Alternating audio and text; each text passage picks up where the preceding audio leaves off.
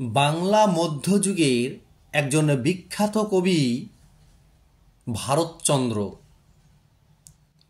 এই ভারতচন্দ্র ছিলেন মধ্যযুগের একজন কবি। সে সময় তিনি অন্নদামঙ্গল কাব্যগ্রন্থ রচনা করেছিলেন। এই অন্নদামঙ্গল কাব্য রচনা করার পর তিনি রায় গুণাকর উপাধিতে ভূষিত হন। রায় গুণাকর উপাধি লাভ করার পর তার নাম হয় রায় গুণাকর ভারতচন্দ্র। কবি রায় গুণাকর ভারতচন্দ্র শুধু যে অন্নদামঙ্গল কাব্য রচনা করেছিলেন তা কিন্তু নয়, আরও অনেকগুলি গ্রন্থ তিনি রচনা করেছিলেন। তার মধ্যে যেগুলি ছিল বিদ্যাসুন্দর, রসমঞ্জরি, নাগাষ্টক, এছাড়াও আরও অনেকগুলি গ্রন্থ তিনি রচনা করেছিলেন। কিন্তু তার বিখ্যাত কাব্যগ্রন্থ ছিল অন্নদামঙ্গল। কবি রায়গুণাকর ভারতচন্দ্র 1712 সালে জন্মগ্রহণ করেন এবং 1760 সালে তিনি মারা যান। কবি রায়গুণাকর ভারতচন্দ্র তার অন্নদামঙ্গল কাব্যগ্রন্থ খুব সুন্দরভাবে প্রস্ফুটিত করে তুলেছিলেন। এটি ছিল তার বিখ্যাত একটি কাব্যগ্রন্থ।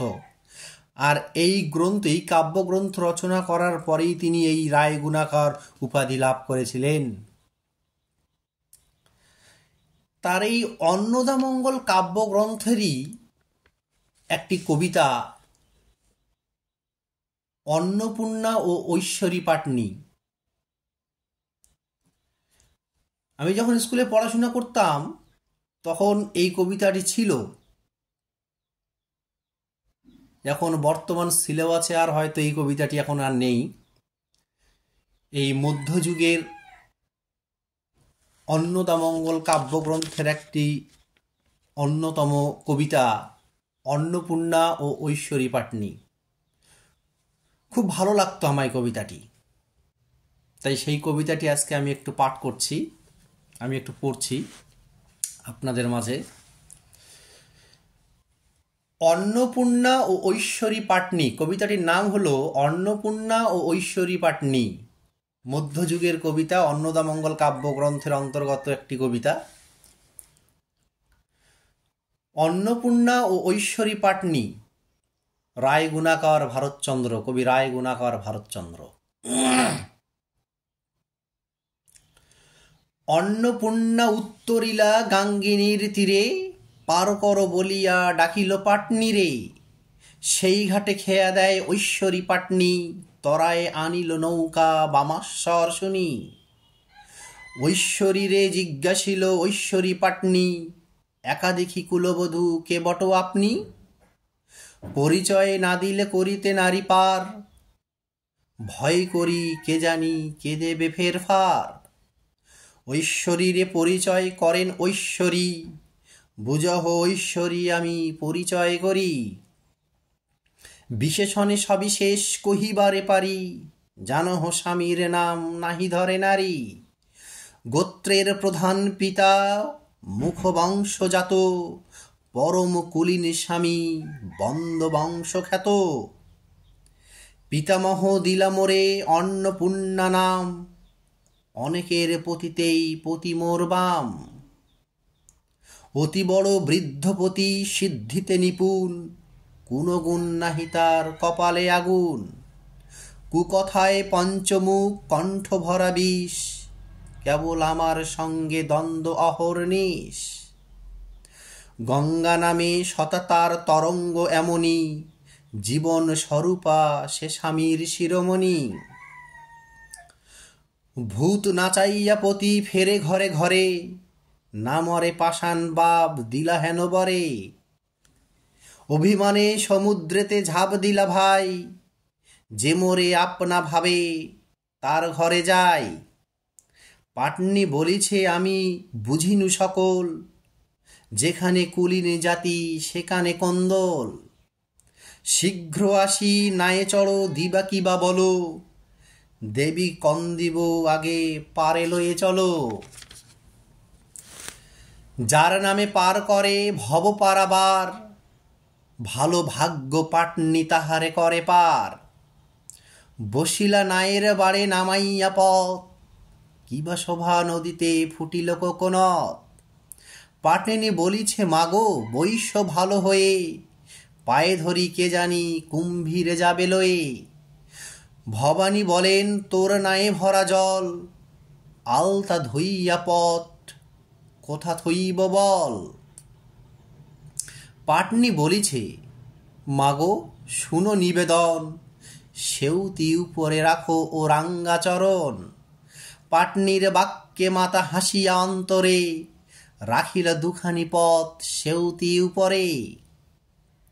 বিধি বিষ্ণু ইন্দ্রচরণ যে পদ ধ্যেয়ায়, হৃদে ধরি ভূতনাথ ভূতলে লুটায়। সে পদ রাখিলা দেবী সেউতি উপরে, তার ইচ্ছা নাহি থেকি তপ সঞ্চারে। সেউতিতে পদ দেবী রাখিতে রাখিতে, সেউতি হইল সোনা দেখিতে দেখিতে। সোনারে সেউতি দেখি পাটনির ভয়, এ তো মেয়ে নয় দেবতা নিশ্চয়। তটে উত্তরিলা তরি তারা উত্তরিলা, পূর্ব মুখে সুখে গজ গমনে চলিলা। সেউতি লইয়া কক্ষে চলিলা পাটনি, পিছে দেখি তারে দেবী ফিরিলা আপনি। সবাহে পাটনি কহে চক্ষে বহে জল, দিয়াছে যে পরিচয় সে বুঝিনু ছল। হেরো দেখো সেউতিতে থুয়েছিলা পথ, কাঠের সেউতি মোর হইলা অষ্টাপথ। ইহাতে বুঝিনু তুমি দেবতা নিশ্চয়, দয়ায় দিয়াছ দেখা দেহ পরিচয়। তপ জপ জানি নাহি ধ্যান জ্ঞান আর, তবে যে দিয়াছ দেখা দয়া সে তোমার। যে দয়া করিলা মোরে এ ভাগ্য উদয়, সেই দয়া হইতে মোরে দেহ পরিচয়। ছাড়াইতে নারী দেবী কহিলা হাসিয়া, কহিয়াছি সত্য কথা বুঝহ ভাবিয়া। আমি দেবী অন্নপূর্ণা প্রকাশ কাশিতে, চৈত্র মাসে মোর পূজা শুক্লা অষ্টমীতে। এতদিন ছিনু হরিহরের নিবাসে, ছাড়িলাম তার বাড়ি কন্দলের ত্রাসে। ভবানন্দ মজুমদার নিবাসে রহিব, বড় মাগো মনোনীত যাহা চাবে দিব। প্রণমিয়া পাটনি কহিছে জোর হাতে, আমার সন্তান যেন থাকে দুধে ভাতে। খুব সুন্দর একটি কবিতা। কবিতাটির নাম অন্নপূর্ণা ঐশ্বরী পাটনি, কবি রায়গুণাকর ভারতচন্দ্র। এই কবি রায়গুণাকর ভারতচন্দ্রের অন্নদামঙ্গল কাব্যগ্রন্থের একটি কবিতা। এটি স্কুল লাইফে আমার একটি খুব প্রিয় কবিতা ছিল। অনেকগুলো প্রিয় কবিতা ছিল, তার মধ্যে এটি একটি অন্যতম ছিল। এটি একটি অন্যতম প্রিয় কবিতা ছিল আমার, তাই পাঠ করলাম আপনাদের মাঝে আজকে আমি।